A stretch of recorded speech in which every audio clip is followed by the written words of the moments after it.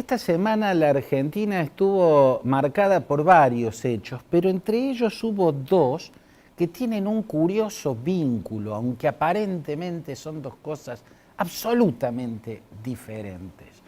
Se cumplieron 4 años del inicio del pontificado de Francisco, el primer papa argentino, y en un recital del Indio Solari, bueno, ocurrió una tragedia. Usted dirá, ¿qué tiene que ver una cosa con la otra? ¿Cuál es el vínculo que le está viendo a un hecho, los 4 años del pontificado de Jorge Bergoglio y el recital y el saldo trágico del Indio Solari? Yo diría que está el vínculo en la religiosidad. En definitiva, el Indio Solari, desde el tiempo de los redondos de ricota, los redonditos de ricota, le llama misas a sus encuentros masivos con sus seguidores. Y hay una suerte de ritualismo y está siempre presente la palabra mística. Y mística tiene un significado concreto. Mística es en la teología la parte referida al contacto entre el hombre y Dios, ¿no? Es la experiencia mística, es la vivencia del contacto directo con Dios.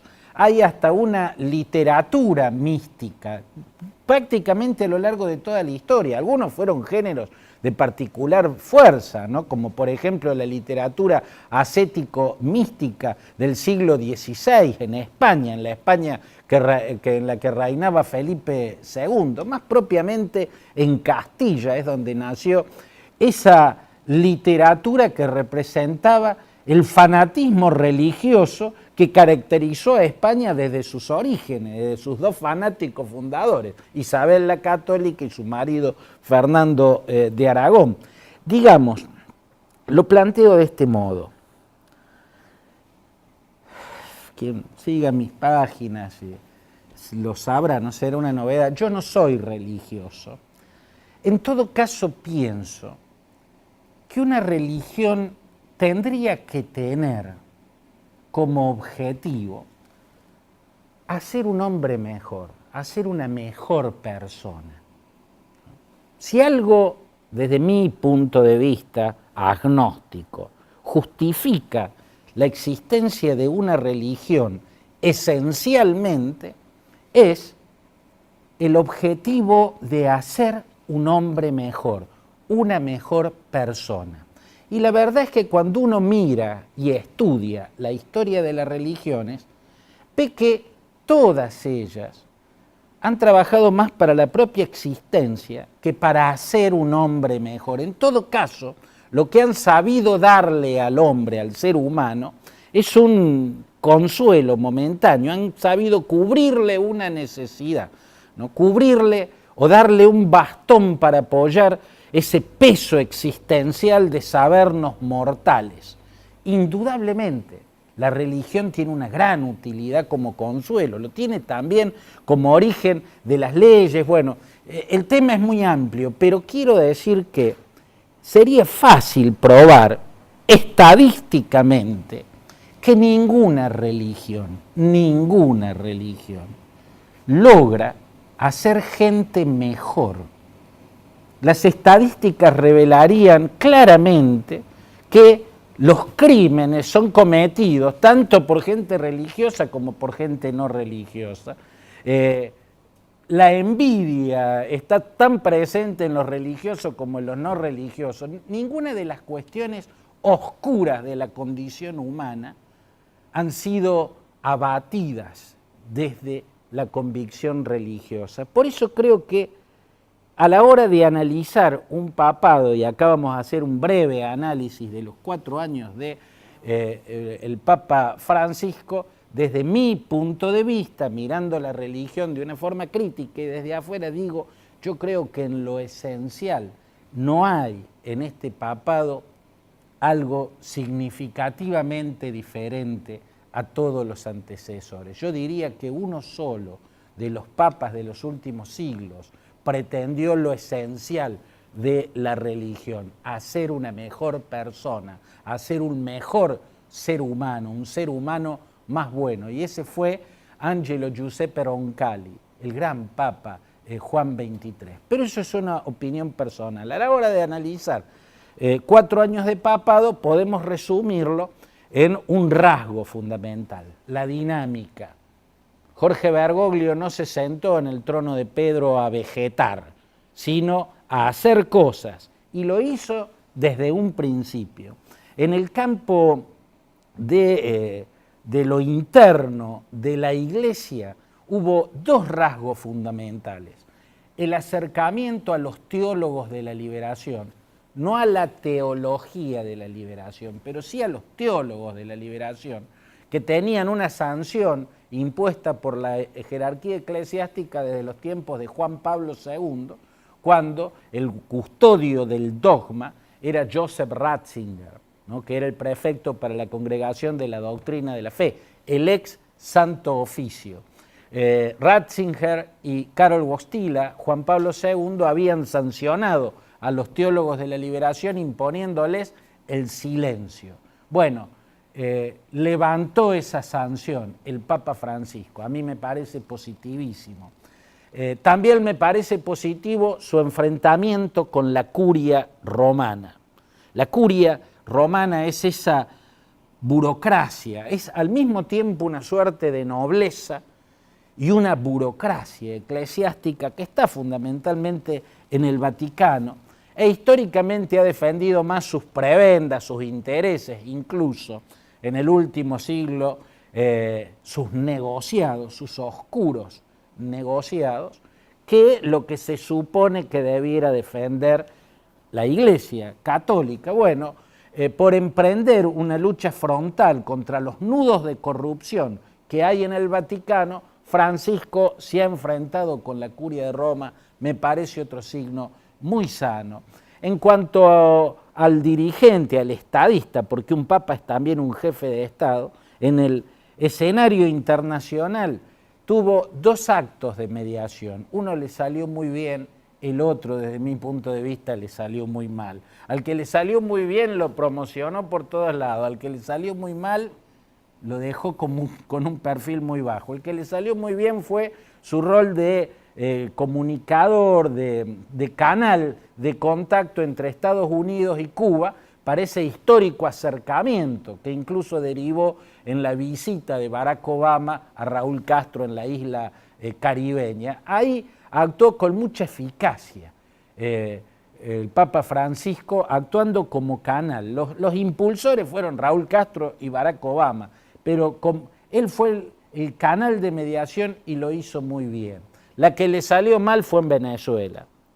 Ahí se anotó como mediador junto a Ernesto Samper, el titular de UNASUR, junto al expresidente panameño Martín Torrijos, el expresidente dominicano Leonel Fernández, el expresidente de gobierno español Rodríguez Zapatero, y la verdad es que fue una mediación de la nada. No lograron ningún diálogo, lo único que lograron fue darle tiempo a Nicolás Maduro, que no fue capaz de liberar uno solo de los cientos de presos políticos que tiene en cárceles militares, y no dio brazo a torcer a la hora de cumplir con la Constitución y hacer el referéndum revocatorio que la oposición tenía derecho a exigirle. Fue una mediación pésima, a esa le dieron perfil bajo. Finalmente, creo que hubo en otros terrenos actitudes de flexibilización importante, flexibilización de la dura postura de la Iglesia histórica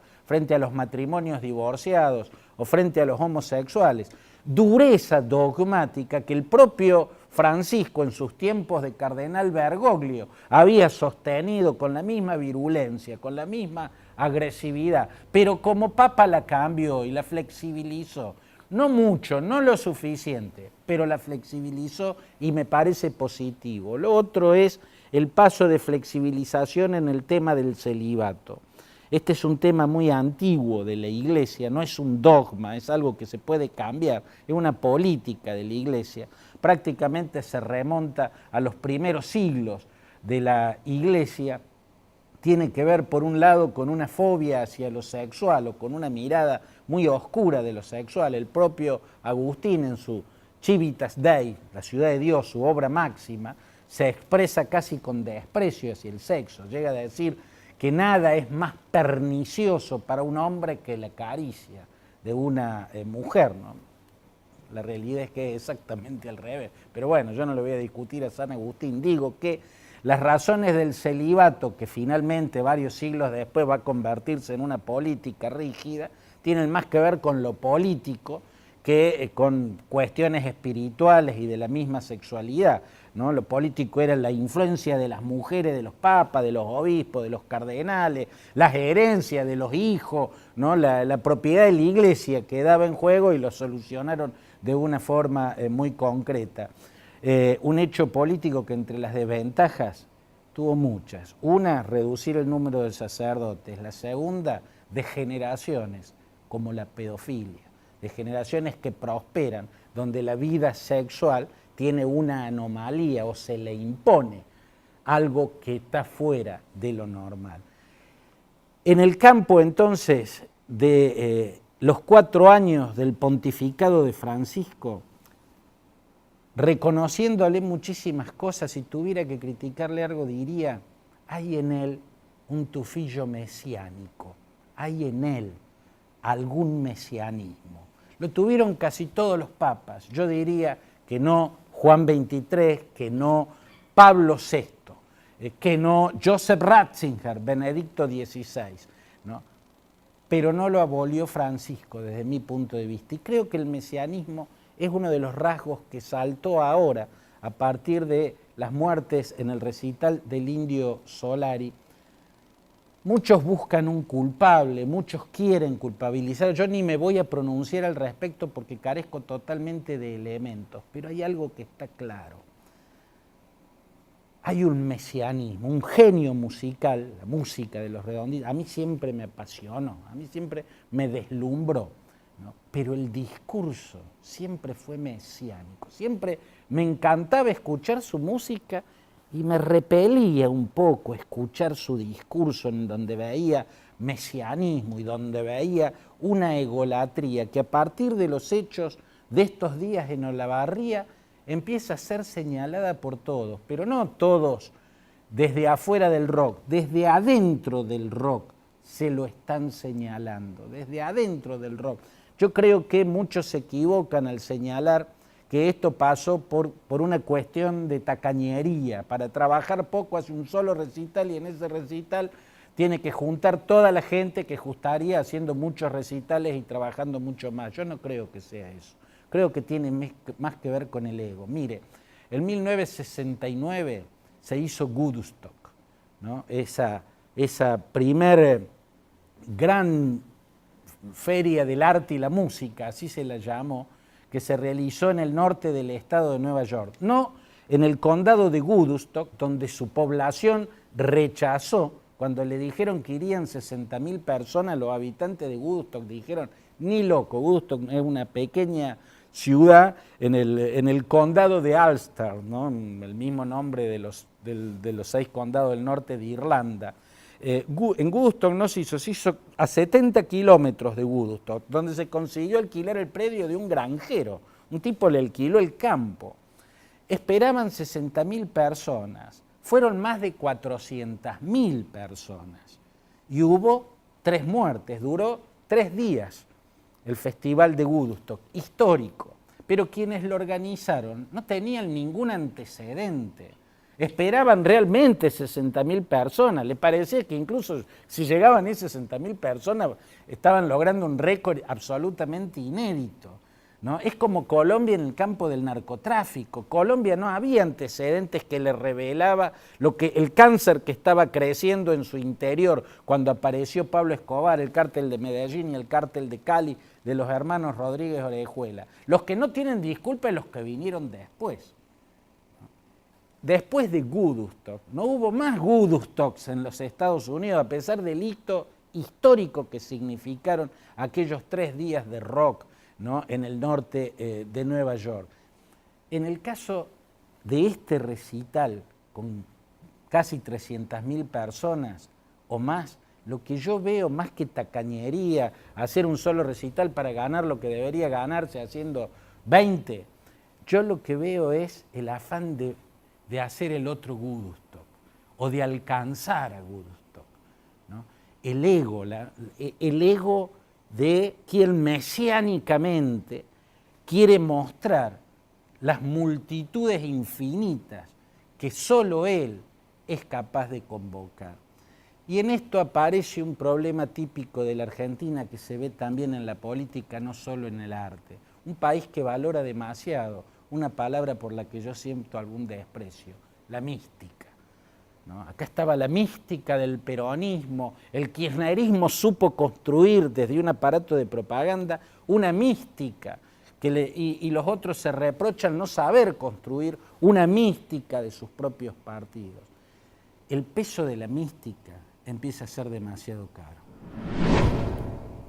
Una pregunta que me generó en estos días la afirmación de Mauricio Macri de que no caería ninguno de sus funcionarios, no va a haber cambios en su gabinete. Y yo me pregunto, si tan fácilmente pudo sacar a un presidente del Banco Nación, Melconian, que hasta el momento no había cometido ningún error, por lo menos, si pudo sacar tan fácilmente a Alfonso Prat Gay, sin una justificación de peso, y sobre todo, si sacaron de un plumazo a Isela Costantini, de Aerolíneas Argentinas, una funcionaria, una CEO excelente, no lo pueden sacar, por ejemplo, al secretario de Comercio, que no ataja un precio. O sea, pasamos del vandalismo energúmeno de Guillermo Moreno a un petrificado secretario de Comercio que no sabe cómo lidiar con los supermercados y con el aumento de los precios.